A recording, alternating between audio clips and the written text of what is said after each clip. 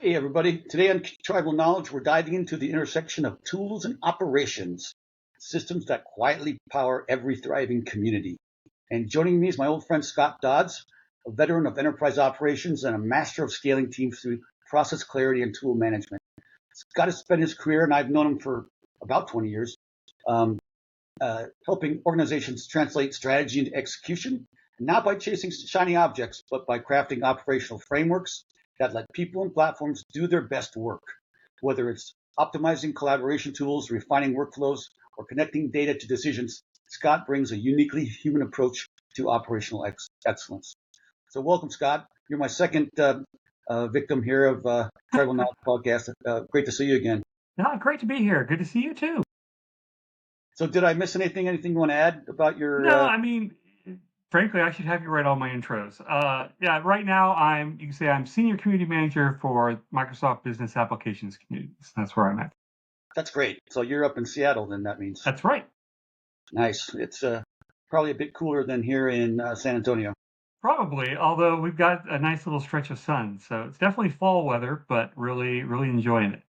Well, I may have to come and visit you one of these days. If I'm in town. So anyway, you and I together, we're going to explore the right tools. Don't just make communities efficient; they make them cohesive, curious, and capable of scaling sustainably. I know that, Scott. We were at Lithium together in 2008, 2009, 2010, and then it since became Koros, and since kind of changed its mojo there in the It's last gone through year. a few iterations, yeah. Yeah, a few iterations. But that kind of mirrors what community platforms and tools have gone through in the last 20 years, let's say. And I remember like in 2010, 2011, a lot of companies made the mistake of thinking like Facebook's our community. No, it's Or not. Twitter, yeah. Yeah, Twitter. No, nope. It's an on ramp. It's a part of your community, but it's not your community. I want to get back to the role of tools, but in relation to human systems. So, how do you think? What do you think about the relationship between tools and the people who use them, especially in creative or community-driven environments? Like, has it changed? Is it evolving, or is it kind of coming back to where it used to be? Yeah, I would say um, it's one of those. The more things change, the more they stay the same. There's a lot of things out there, a lot of tools out there. I think the biggest change overall has been the diversity of tools and choices you have for different use cases. But at the end of the day, it all comes back to what am I using this for? What am I trying to do? Um, and I think that is something that people tend to lose sight of. They start to like chase the things that I've seen a community that's like this that I want to emulate, or wow, Duolingo's doing this really cool stuff with gamification, or they start to chase those things, the kernels of what they see as a portion of success, and then they try to like wrap their vision around it. But the reality is that now you really need to focus even more importantly on what it is you're trying to do, what you're trying to build, what you're trying to achieve. And I think from there, that's how you would look for, what it is the tool that you would then use to get there. So if I'm looking for greater reach, maybe engaging with third party spaces has to be a part of that equation. If I'm trying to drive things like product adoption and self service, well, the emotions are so deeply tied in with your brand, with products and other systems, your support systems, et cetera. A hosted community is probably your best option. But I guess it's worth pointing out that this is really only a choice at the beginning when you're starting. After you start, you'll be pulled in both those directions. So as your community and your business objectives sort of expand, you're going to need to do all of those things. And that a community ecosystem is, at the end of the day, not a zero-sum equation. You need to be aware of the risks. Platform, as big as these platforms are, we also know that those platforms fall, they change, they evolve themselves. You have to be prepared for that. Your tools that you're using right now for what your business objectives are, if your company's strategic business objectives change and your community doesn't evolve with them, that's going to, be a problem for you as well. So you need to make sure that you are, by the time when you start, pick the right place to start, get your best foot forward. As you grow, make sure that you're evolving your suite of tools, your ecosystem of how you engage with your community in order to match. So you're saying, and this was our old mantra, right? Back at Lithium, is you never want to build, you want to buy. Because if you build it, you're locked in, and when organizational change happens, business objectives change, you're stuck, right? And you're stuck in you're locked in a period of like in a year. You're like 1989 or something. You're locked in that year. You can't go forward. I Well, think that except I would sort of soften that a little bit from maybe even back then, because again, I think one of the biggest things you have now is it's both the diversity of tools that are out there, but it's also, and maybe even because of that, or the cause of that, I should say, is the ease of building web and mobile applications has gotten a lot better. The build versus buy conversation is now a lot more nuanced. hmm, You build from scratch or customize a platform or buy a point solution, et cetera, integrate things. There's always going to be effort, and there's always going to be, checks, not checks, but like trade-offs, you can costs, risks, balances. and you can But I have a think that more companies out there are expecting to build at least part of the experience themselves, whether they're getting it from a platform or whether they're integrating with an existing uh, community site or network out there. What I would say is the biggest problem with that we have today is not so much the trying to build versus buy, but knowledge of how communities operate and how it's different from, say, typical websites or web applications. That has not spread. Those diversity of tools work very well with the one thing that they were built to do, or they tend to try to build very broadly, and they don't necessarily and try to fit all use cases rather than work for the things that you need. But the experience with all these new tools of what makes a good community, what actually creates success within a community is not did not scale with the number of tools that are out there. I'm seeing a lot of the same mistakes, a lot of quote experiments still happening whose answers have already been found. A lot of poor decisions based on incomplete understanding from either the tactical all the way to strategic. I mean, it no longer feels like the wild west of tools, but there's a lot of people who are following kind of anyone who happen to get to a place of success, either through luck or scale, or very good decision making, but without really understanding. And I think that's the biggest challenge that people have today. It almost doesn't matter what tool you use if you don't understand how it can be effective in community. So I think what you're saying is, and I'll pose it as a question: what's a common misconception that leaders are having about fixing operational challenges with software or tools alone? What are they missing? Yeah, I think a lot of it is the first thing that they misunderstand is how communities are isn't just a workflow or isn't just a content or set of resources. It's really about connecting people to people. And people come in, and a lot of times they'll look at a website and they'll say, or they'll look at a community site and they'll say, okay, I want this content on the front page because I want to have like the biggest welcoming experience. And then not realize that the way that most people are getting to their community is not the front page. They're getting to like the thread details page, or the blog post or whatever is their landing page. It kind of goes back, and this is a little off community side, but when I was working sort of on the knowledge center for Amazon, the idea, and I think I'm blanking on the individual who wrote this, but it basically every page is page one.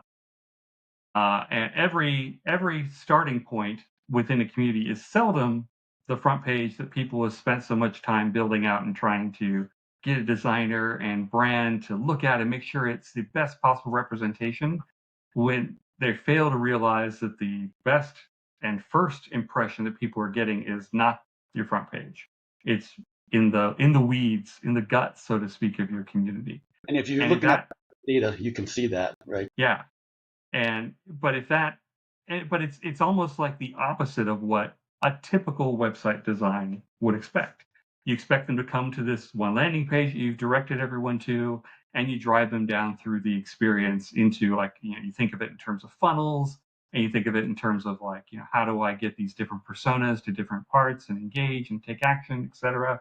When the reality is people are getting right to what they are directed to, the conversations that are happening, and once they're there, they're initially, depending on how you're doing it, but for a lot of adoption, self-service communities, it's around finding an answer, or finding, a solution to my problem, in which case they're looking at it transactionally. And if you want to engage them broader than that, you really have to start exposing the beginning to people. Like, here's the people that are talking here. Here is the people and conversations that they're having. And that's when you start to get the members and visitors, to start to think that this is more than just a place where I can read content. This is a place where I can ask questions, where I can talk to other people, where I can find, a group of people I might belong with and, connect with on a deeper level than something more transactional. So I think that's one of the biggest misconceptions. And I think that held true back when we were at Lithium, and it holds true even today, as people are getting very sophisticated in their website design, but they don't always realize that a community space is not the same as a marketing website or other Right. kind of website. And I think, as we've known this for a long time, but if you do usability studies and you sit people down and ask them, okay, solve this question on the community, they're going to go to Google, right? And then it's going to get them Yeah, that landing page that's anywhere. And then more frequently, people are using ChatGPT to ask the question, and then right. ChatGPT puts it actually pulls that information from your community Yeah, and gives it to them. Do you think that's any kind of a challenge that you expect in the future as a community leader, that AI, yeah. will it hurt or will it help communities? Um, Hurt or help? I think that it's kind of like, it's a really broad brush. I think it will hurt in some ways and help in some others. But I do think that one of the things you're calling out here is one of the biggest issues facing us for communities, especially ones focused on, garnering that public audience for adoption or self-service. The rise of those summary excerpts in search and other tools that try to sort of shortcut that process for people looking for help. And it started before AI, but AI has definitely accelerated it. So many public communities have been just absolutely dependent on those steady streams of traffic to discover their spaces, right, via organic search. And so, on the one hand, getting the quickest answer back to the seeker is the goal. We want to get that answer to them. We want them to have that and succeed. But the consequence is kind of twofold. The way we measure success in those programs is often based on visits, people coming to our site.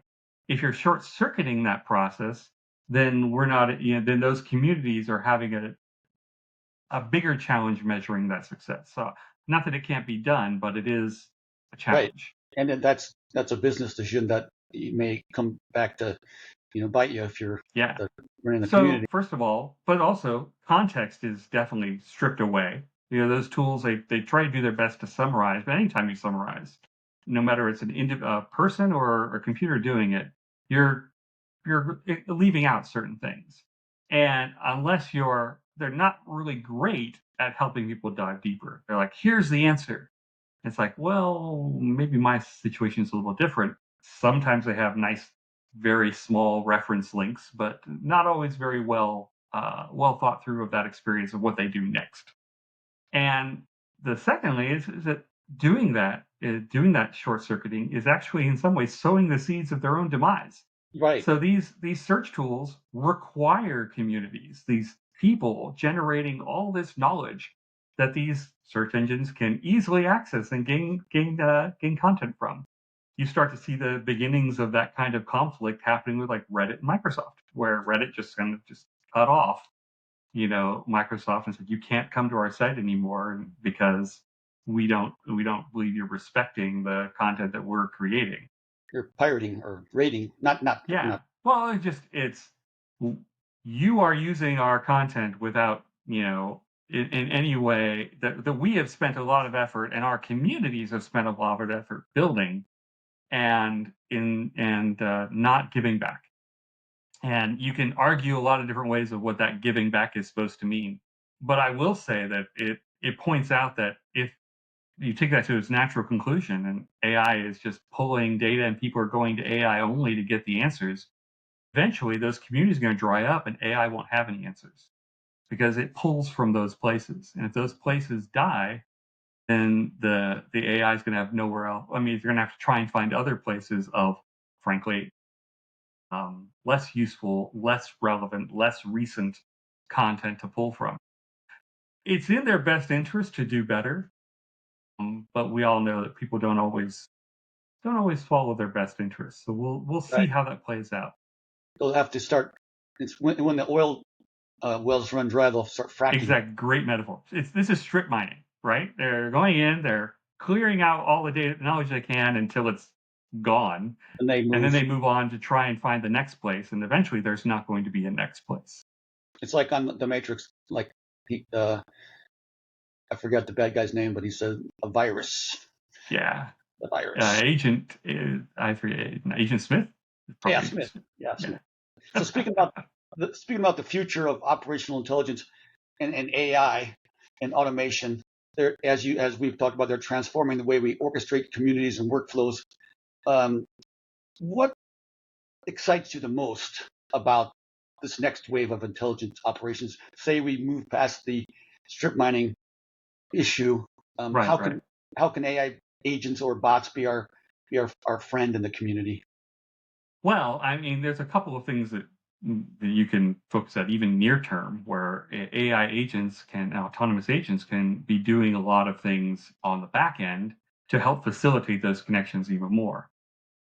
Like this a really simple one. When people are trying to, when people post into forums, they're often presented with like some first things that they have to think and decide. First they have to write their problem, and I think a lot of smart tools are putting that up front. You first get them to write out what it is that they want to ask. But then we force them, okay, next you've got to write a title so people can see it and find it. And then maybe you have to find where he's going to put it, whether you're labeling it or whether you're putting it in a forum or whether you're making all these choices that frankly, they don't always have enough context to do. And not everybody is really good at writing and can make a great title when they're just trying to get their question out there. So I think, once you get that content in, then AI can really help uh, these members to better categorize, classify, get their question articulated and put in the right place. And maybe even do a little bit of interviewing to say, hey, people who ask these kinds of questions typically get better responses if they put screenshots in or if they add a little more detail.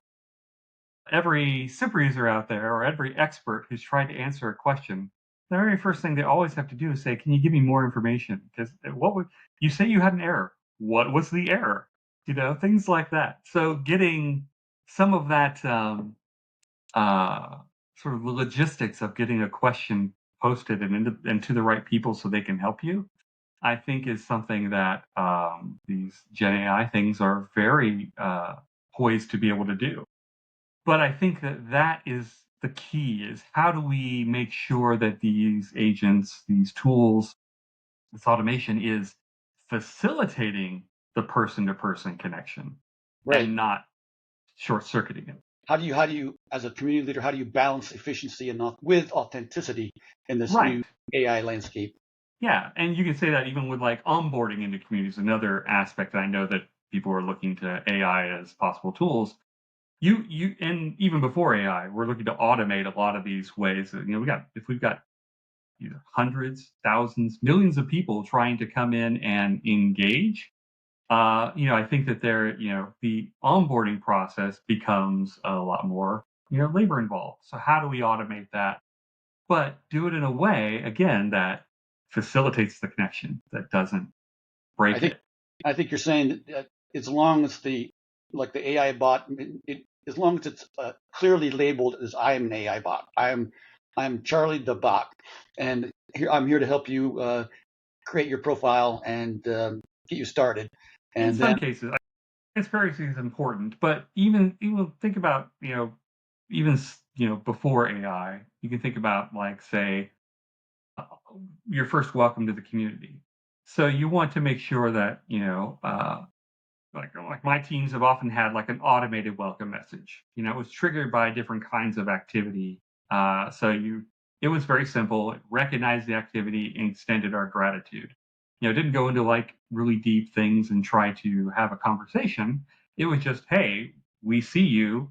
Thank you for your for coming, for contributing. We're glad you're here. Things like that. But then if someone responds to that message, then we make sure that we're personally, stepping into that engagement. It's no longer an automated response. Uh, that facilitated our connection, but it didn't replace it. So, and then I think the next thing that you're going to be looking at, and I think that this is again another question that we had 20 years ago, where it's like, how do you scale a community? And frankly, the simple answer, it's not always easy, but the simple answer is you have to engage your community to scale your community. Moderation is probably the biggest example. Like everyone always like when we started out a new community, I think it was like, well, how many people should we hire to moderate? And how do we grow that and budget for that over time? It's like, well, you're going to want to have an initial team, but after that, what you really should be doing is engaging and involving your members, folks that you learn to trust, to help moderate your community. You should do the same thing with other aspects of operations for your community. Maybe you have a welcoming committee. So it's not just your team reaching out and doing things. That they have people who have volunteered and stepped forward because they're motivated by building those connections with people and being that ambassador for your community. Get those people in, give them some tools, give them some ways to and some training in some cases to help make that connection. We want more content in the community. Well, maybe we need to engage more of our community to help create that content. We have a blogging program and we vet them a little bit, but we give them a platform and we moderate it, make sure that they're continuing to follow our guidelines, our content guidelines, etc. But we let them build and create the content. And again, it's how do I take an aspect that the community needs, and then in order to expand and grow that and scale that, how do I engage trusted members of the community to Right. be able to take on those activities? And how do I motivate them? How do I line that with their interests in being there in the first place? And you're describing an advocacy program. What I think you coined the term super user No, program. it wasn't me, but it was definitely I'm And sure it was Joe Coffin, yeah, I if know. anyone. I know. I talked about him last podcast. I wanted to shift, but we're always driven back to the master, right? The sensei. Um, I think advocacy programs, super user programs, ambassador programs, whatever you want to call them. I think you're right; they are key, and it's really hard for companies that have a community that don't have that expert, that finesse, right, of building that. It takes a lot of experience. You got to make the right environment, like a private part of Right. the community, just the community leader and those very select customers or members can get together, and you got to build trust, like you said, and that repertoire over time, and give them the tools, right, and give them the space, and eventually they may speak at meetups for you and speak at a conference, or you bring them Yeah. into a conference for some panel discussions, and they can have you can amplify their blog posts on your site, and through social media. So I think that I was true think 20 years ago, and super more important now, I think. Yeah. And the funny thing is like when you first talk about this with with people who are new to community, like program leaders or whatever, they're like, why would people do that? It's like, well, they're like, why would people moderate my community for me? I have to pay people to do it. It's like, why would people, you know, uh, content? Why would people answer questions? Why would they spend any time at all doing these things? And it's like, well, just remember that there there are different people who are motivated by different things, and I think it's because they personally wouldn't do it, or they personally wouldn't take it. I mean, I'm not going to go out and answer a bunch of questions in a forum. As much as I appreciate and I see the benefits and I see what people are doing, I mean, there's certain types of forums where I might do that, but maybe not, most of them. But those people do exist. And mostly because they care. They care about, things being right or accurate, or they care about being seen as an expert. So it's aligning their motivation with the need. So And I think another thing that people, once they get to that point, the other piece that sometimes gets missed is that it's not always the same people have the same motivations. So your person who is really excited to bring people in the community, get them connected to other people, let them meet others, is not the same person who's answering detailed questions right, about how the product you have the works. connectors and you have the knowledge Yeah, masters, yeah. right? And then there's the people who are like, I am, who want to champion, like they're the advocates or champions, who are basically going to have your back. If there is something that's wrong, that someone feels like they're disrespecting something that they deeply care about, a brand that they deeply care about, they're going to go in and they're going to dive in into that conversation because they need to defend. But again, not always the same people. So I think that once they get to the point where they've created their first super user program of whatever type it is, the mistake that gets made is, okay, I need to just grow this super user program. Yeah, When in that's reality, you probably need different programs for different people and different personas and different motivations that they're aligned with. and I think that you explained it perfectly, and you need to have use that element of gamification to give them the indicate that that I am a VIP, I am a MVP, like Microsoft I think was the first forum that did that way back in 2000, Oh um, yeah, and it's you got a want lot of to great MVPs today.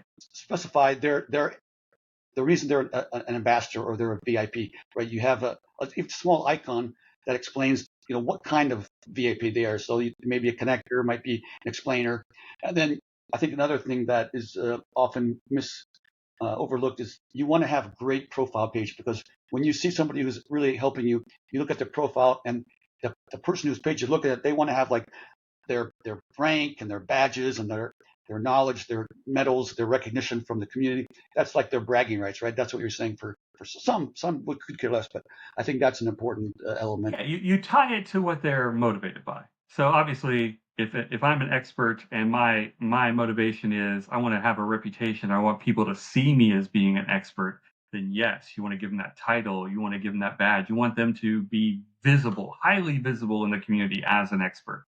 If there's someone who is more motivated by just trying to connect others, maybe they're motivated by writing content and being seen as a thought leader. So you give them a space to be that thought leader.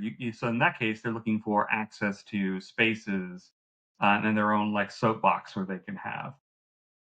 Yeah. So I think that some people, as much as it's not necessarily my first go-to, but I think there's some people who are definitely motivated by swag, especially if they want to be connected to the brand, that champion.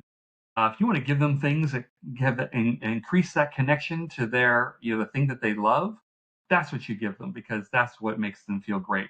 They could care less about the title. What they really want to be is as close to that brand that they love as You possible. want that So T-shirt, that it's mug. yeah. And if it has my name next to the brand's name, all the better. Because they can show that off and they can tell people and use it as their, hey, I love this. I'm gonna tell you all about it and why I got this mug and all this other stuff. So it's definitely about it's not a one size fits all. It's about aligning your program benefits to the motivations that people have and making sure that um, the people that you're it's also an attractive, right? As people see what other people have, if they want that too, that's what they will try to aspire to. So if I see people giving out swag, I'm going to probably go to that place if I'm someone who's very motivated by getting more stuff. But it doesn't necessarily mean that I'm motivated to answer questions in the community. Right. So it's And I think it's a the line that is the red line is you don't want to pay them, but the swag is great, but no monetary, like no Bitcoin. Well, again, but it's what motivates them. So even if they're motivated by free swag, but not necessarily by answering questions in the community, you might get them to answer a couple of questions in the community, but that might not once the swag spigot turns off, then they're going to stop. Right. Or in how many different tchotchkes and things can you have? I know that there are some people who can have quite a few, Yes. but it's a if you focus your efforts again on what really motivates the people who want to answer questions is that feeling, is that sense and reputation of being an expert. Feed that. It's like what you feed is what you're going to get. And if you want to feed the right behaviors, you don't necessarily want to feed the wrong behaviors either. So it sounds like having the right tools for the business objectives, having the right Frankenstack of different community tools. You might want to outreach to different places like Reddit or what have you. You might have to integrate with Slack because some people want to integrate there. But another key is that making that human connection. You don't want to make it too. You want to keep it authentic. Use Mm-hmm. AI tools to get rid, redundant things that are time dragging all your time out. But then really dig in on those ambassadors, that super user program, and just keeping that cadence. I know it takes a tremendous amount of work, and it's a constant kind of the strategizing and outreach. And I know that both it can be exhausting, but also energizing as well. Yeah, absolutely. Yeah, know what you want, what you're trying to achieve. Know what motivates your community to help you achieve that, and then align the tools and your processes and your strategies with those things is what it boils down. And it's simple, but it's hard because it becomes not a one size fit all. I can't just buy a tool and put it in place and have it work. I've got to think about this, and I've got to make those connections one at a time, and I've got to maybe ask the questions if I don't really understand what's motivating people. So it's going to take a lot of thought, a lot of rolling up your sleeves and getting in there. But the more that you understand, your community, the more you understand how your business objectives align with your community's objectives, and then what are the experiences you need and the tools that will fuel those experiences, then you have a shot of success. Otherwise, you're rolling the dice, and maybe it'll work, maybe it won't. But You don't want if to you roll don't that. understand why, it's hard to build off. That's a great way to put it. And just to wrap things up, so just to talk tools, what do you use? Do you have a set tool for social listening, a set tool for your content management system, a set tool for your community platform, and are there other things that are bolted on there?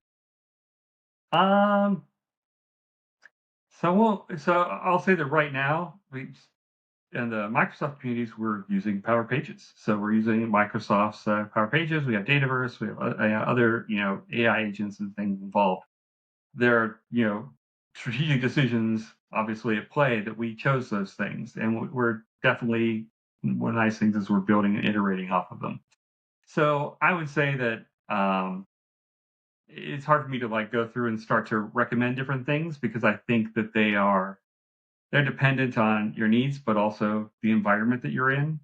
I wouldn't say the limitations, but certainly those choices are sometimes happen in compromise with a lot of other groups, depending on how the size of your organization and the stakeholders you have to work with.